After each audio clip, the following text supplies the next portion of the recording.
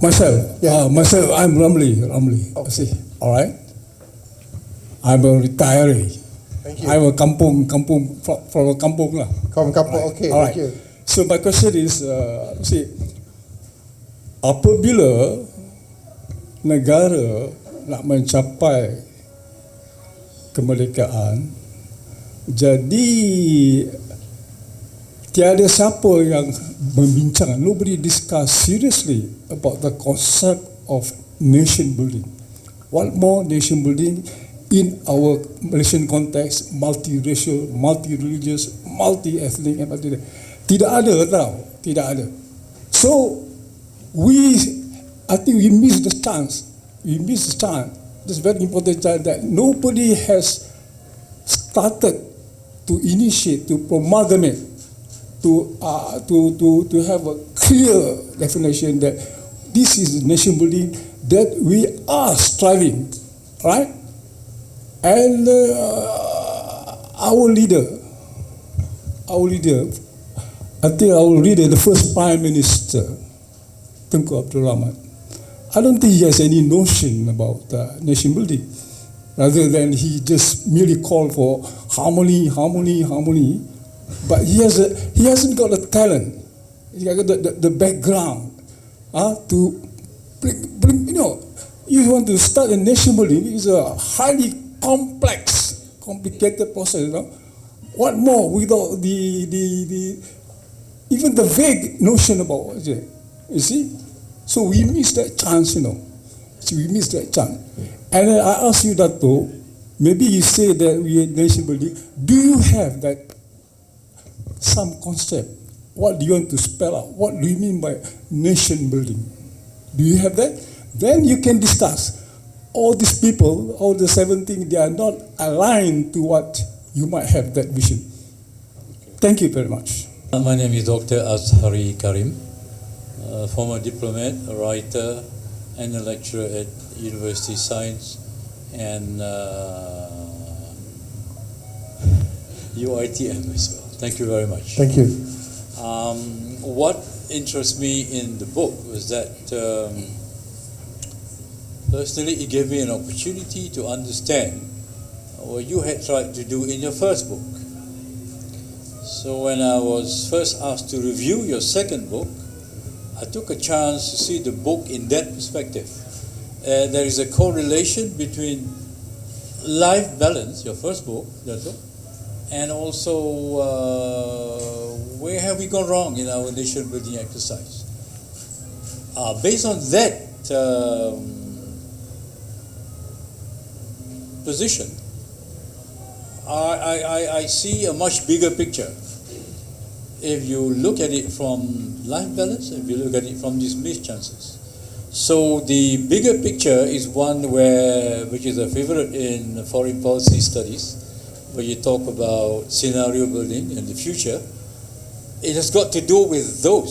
So you need what we call a big picture, a spectacle picture, a helicopter view, which you have tried to do from your life balance as well as from your 7 missed chances.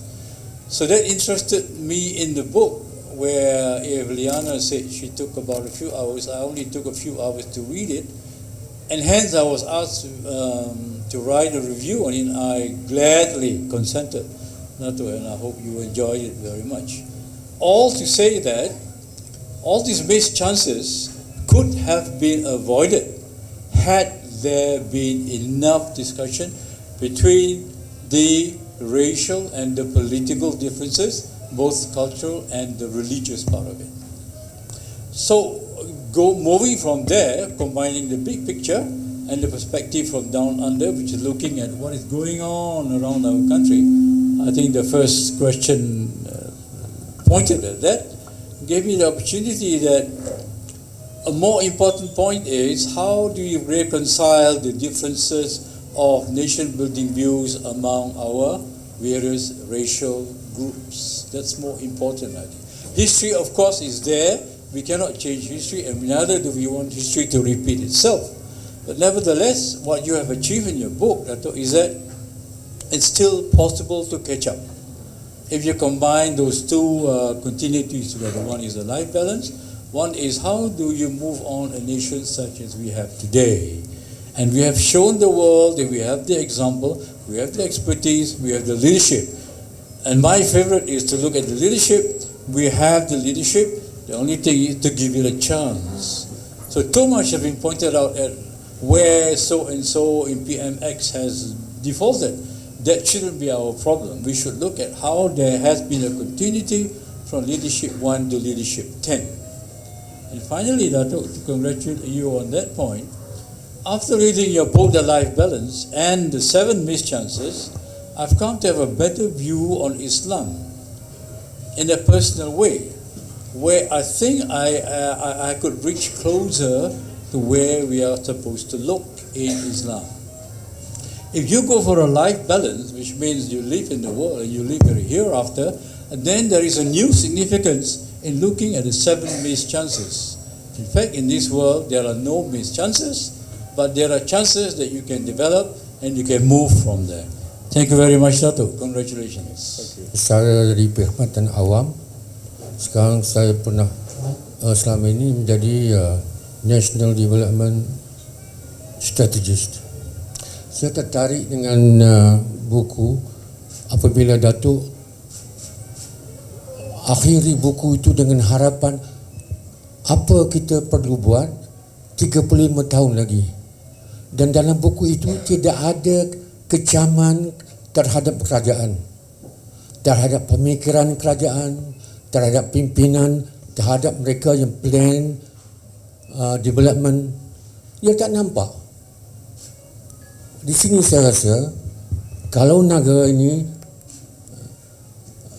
does not want to miss the chance, kita kena fokus pada kerajaan. Orang politik kita seolah-olah makan gaji saja. Tak ada strategic thinking, tak ada vision, tak ada apa.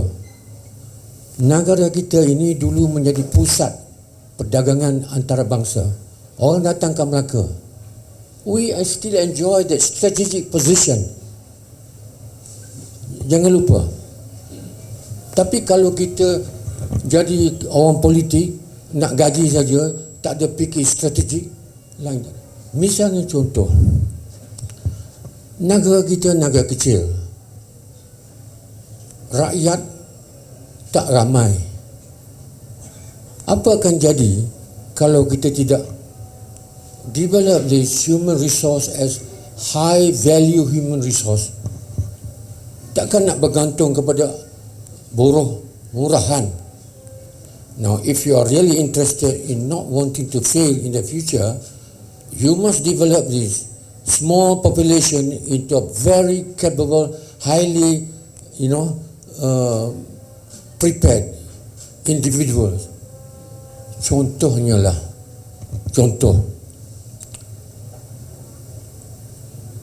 kita tak ada banyak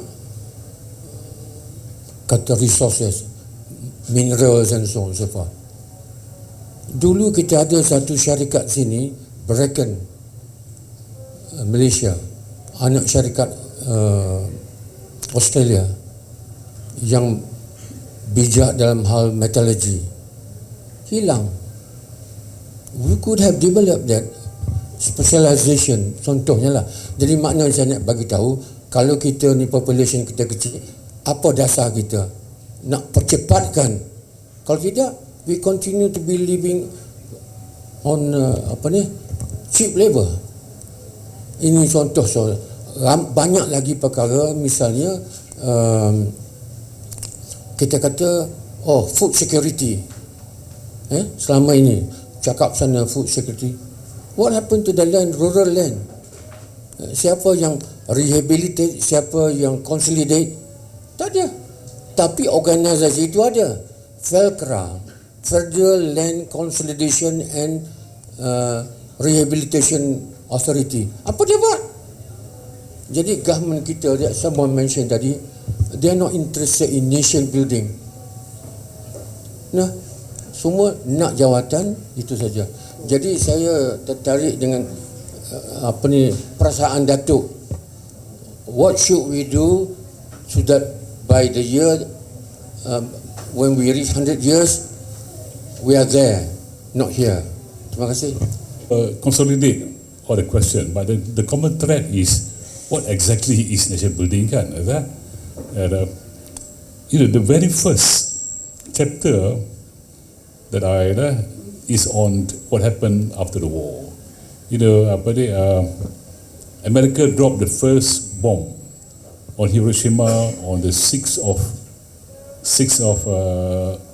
August 1945, killing about 80,000 immediately, maybe another 100,000 from radiation. 6 days later, on the 3rd they dropped first bomb. 6 days later, on the 9th, they dropped the second bomb on Nagasaki, killing almost as many there, and immediately and thereafter.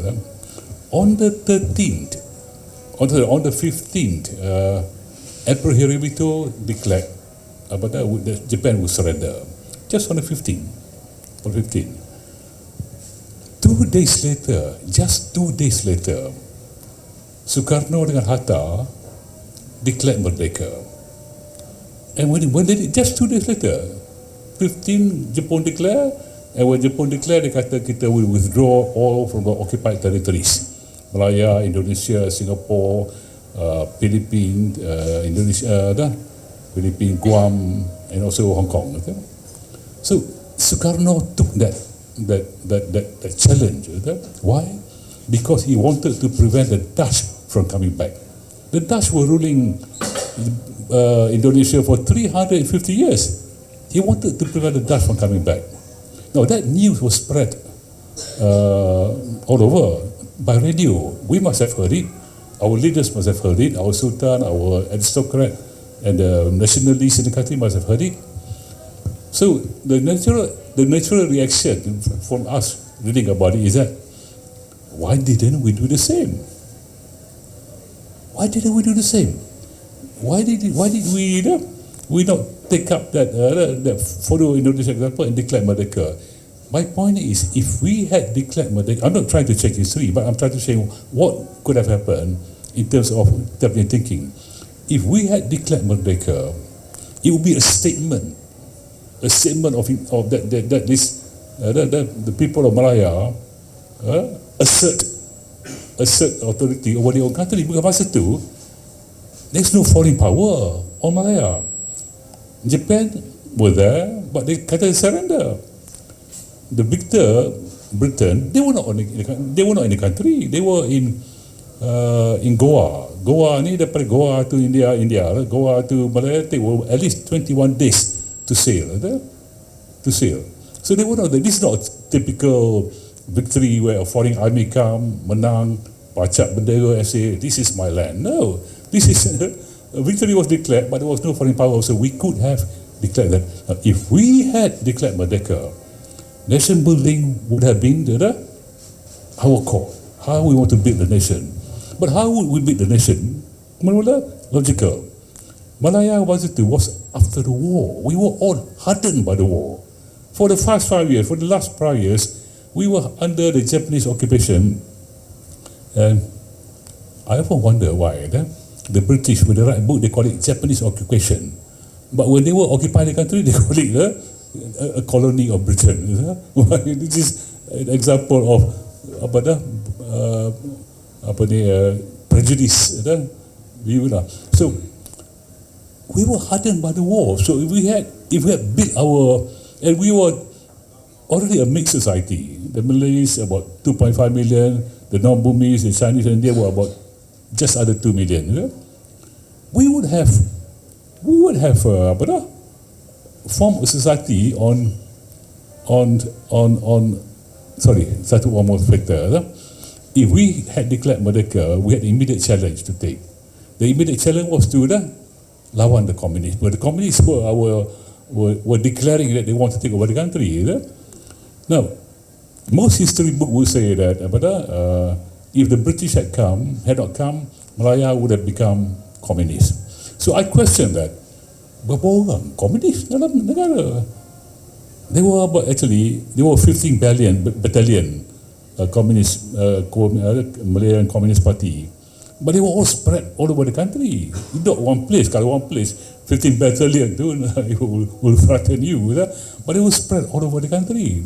That's why when they attack isolated posts itu ni. But if the Malays and also the Chinese were not. They came to this country to look for a better life. They knew what communism was all about. The presumption that the Chinese would support the communists, I question that. Maybe ada among the problem, but they came for a better life. Many of them have found a better life. So if we had got together and fought that, then we would have become a united race. The semangat of fighting for our country together, tumpah darah, would have made us closer. And if we had built our nation building on that premise, we would have avoided many of the problems that we now encounter.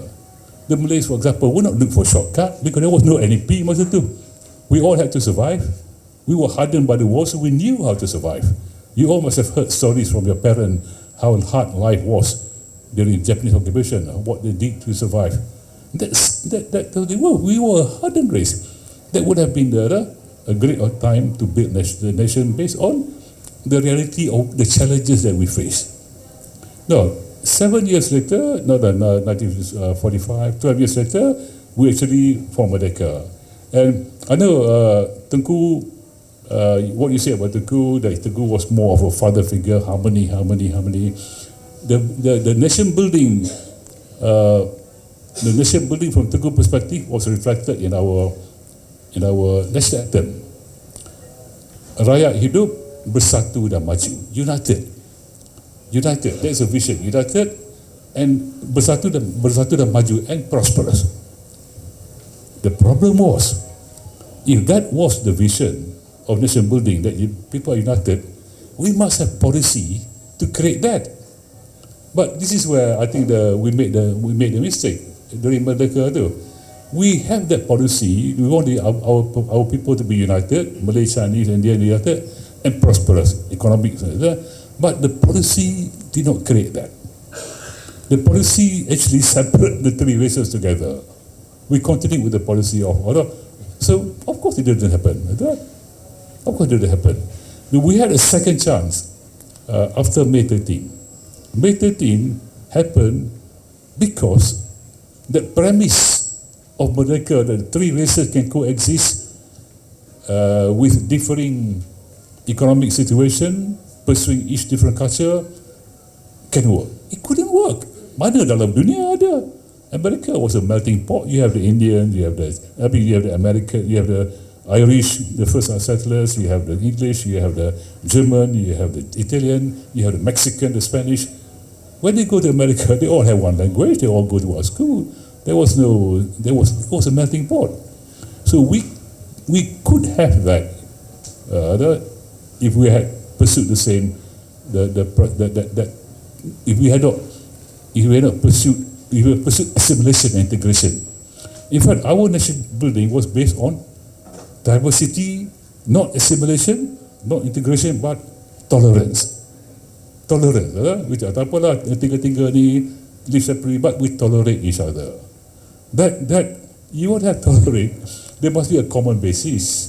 For example, the biggest difference was economy lah. Malays had only 1.5%. Mali only 1.5% of the economy. The other that was owned by the British and the non-Malays. So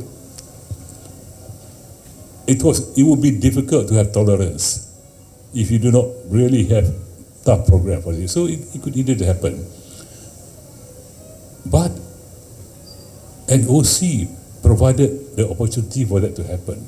When NOC was formed, led by Tun Razak, I'm indirectly answering all the questions here, but I integrate that. NOC, Parliament was suspended. NOC was basically a dictator. But Tun Razak was a benign dictator. He, during the 2 years, less than 2 years, 21 months that he became NOC, Tuan Haji Ramzee was actually deputy secretary of the NOC, so he will be able to tell the story of NOC, one of the few survivors of National Operation Council. If you don't know the full story, sorry, I hope you You don't mind if I say that. So, but he never displayed any dictatorial tendency. Most books will say that, so my premise in this book is that we should have extended NOC for several more years in order to develop United punya, build a case for United Malayans. But one school, one language with a right to learn your mother tongue and English as a further education. That require, that is emotional matter which require a strong government. Kalau you try to do that in a parliament, tak boleh. Kelahi dah, sure kelahi. In fact, bila NOC was suspended, was disbanded, and Parliament recalled in February 21st, 1972 or 71, whatever. Kelahi dah. So we miss a real opportunity to form a nation built on unity and at the same time address the economic issues to create a united Malayan race.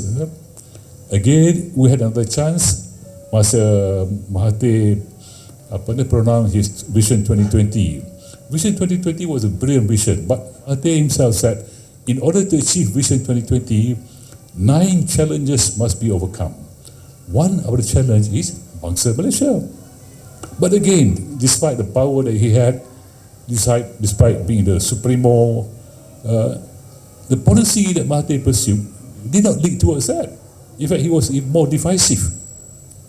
So the policy, come back to is a nation building has to be based on the reality of where we are now. We are a multiracial country. We're committed to it. So if we continue to pursue policies of separate Melayu, separate Indians, tak boleh. How can, it's not sustainable. You're just deferring, kicking the can to a future problem, and it will get a bigger problem. So we have 35 years to go. Whatever changes we want to make has to start now. So you're right. I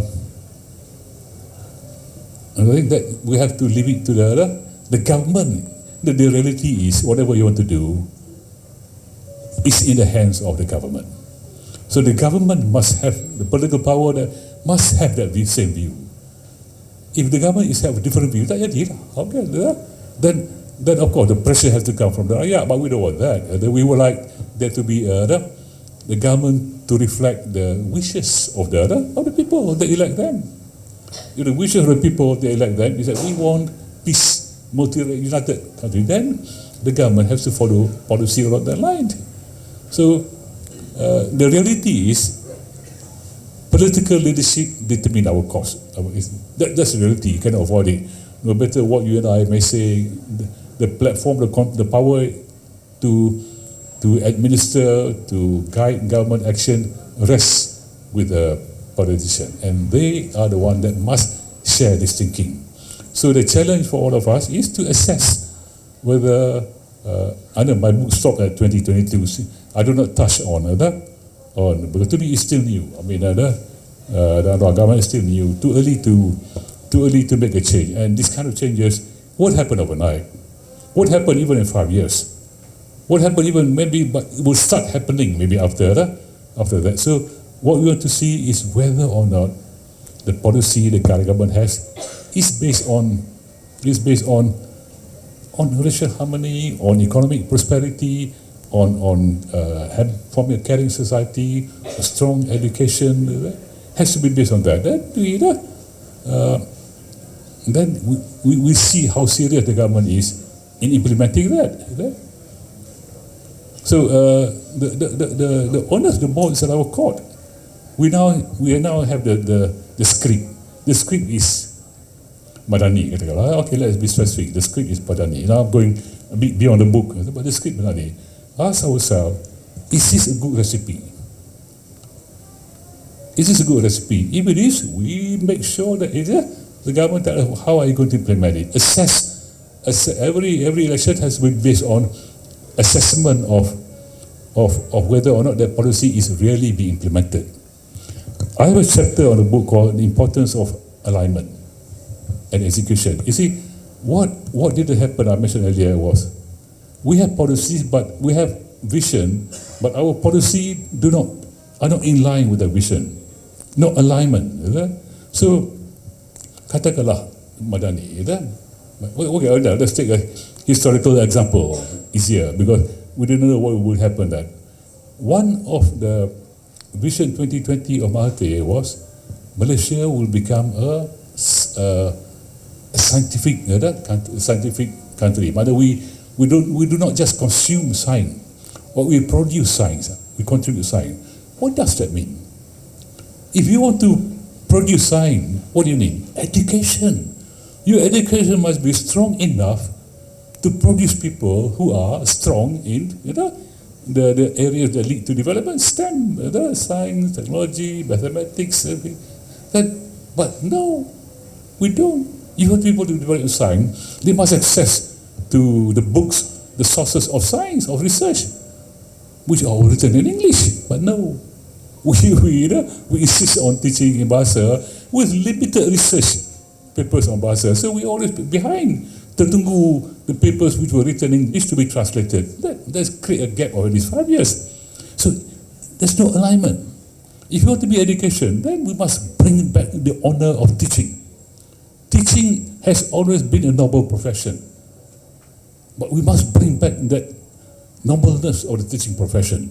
Get the best teachers, the most capable teachers. Attract the most capable teachers. And pay them well. Make a career. Make them attract the best mind to teaching, because it is a double, not just because it's a double career, but the terms show that it is a career respected with proper term. So that will be alignment. Kita tak buat. So we end up having teachers who are mostly, bukan semua, sorry, I mean there are always exceptions, who are mostly last choice. Okay lah, tak dapat kerja ni, cikgu dah senang. There's no way to build a scientific society. So the basic problem is we have great vision, but we don't follow it with the right action plan aligned to that vision. Everything that we do, once we have alignment, this is what corporates do. Sorry, I'm not a politician, I come from corporate sector. When we do transformation, we create with a vision where we want to be. Then everything we do, we ask ourselves, is this aligned to that vision? Is this aligned to the vision? Kalau tak align, we don't do it. That's how you create alignment. So if we had a vision of united country, for example, this is a bit, there's no pressure kan? Okay, katakanlah, recently there was this guideline for Muslim, that Muslim nak pergi parti pun kena.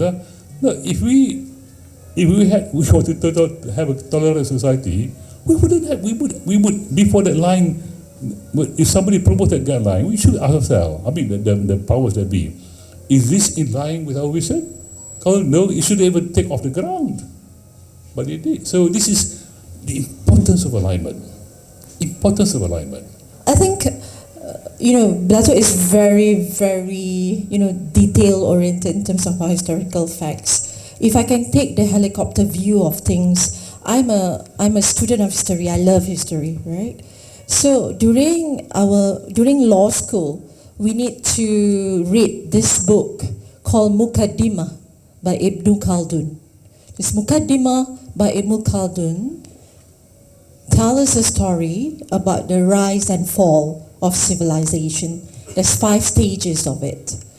The first generation of nation building or civilization building is always the first generation who has struggled, sacrificed the united front to get that independence. Come to the 3rd or 4th generation, they become complacent. There's this, the values that's eroded. There's this looking at wealth and easy way out. So applying that Ibn Khaldun rise and fall of civilization, we are now Malaysia at stage 3 or 4. The cycle of civilization is, and it's applicable. When Ibn Khaldun wrote that, a Western researcher made the same theory and apply it to 72 civilizations, it's the same cycle. And I think, and I wrote this, one of my first posting that got viral is about this. Malaysia is at that stage 3 or 4.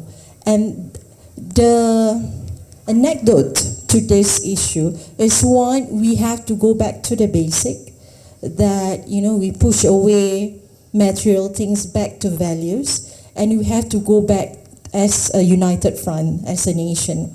That's number one. Number two, I think, you know, people talk about nation building. To be someone that promote nation building, you have to be a nationalist. But I strongly believe that the word nationalist has been hijacked. People can tell yourself, you know, tell people, I am a Malay nationalist. I'm a Chinese nationalist. So nationalist has been taken out of context, hijacked, as a promotion of race rather than a promotion of nation building. If you are a Malay nationalist and all you do, you know, is just talk about your race, you cannot call yourself a nationalist. You can be borderline racist because you say all you want to say is about race. So I think the hijack of nationalists, so we have to go back. And there's this, you know, from the early age, we were told, demi agama, bangsa dan negara. It's always that motto, demi agama, bangsa dan negara. When the politicians play the racial and religious card, they always play the R&R, agama dan bangsa. Nobody talk about negara. So they stop at agama bangsa, and nobody talk about negara. So we have to mold it demi negara, bangsa dan agama, something like that. We have to put the nation first kind of idea to our people, especially the youngsters. I cannot save the older generation. I feel is very extreme and very terpaling Melayu. That one I cannot save already. But my children, my grandchildren, I think we have to have different idea of nation building. We have to put the nation first, I believe. Yeah. Thank you.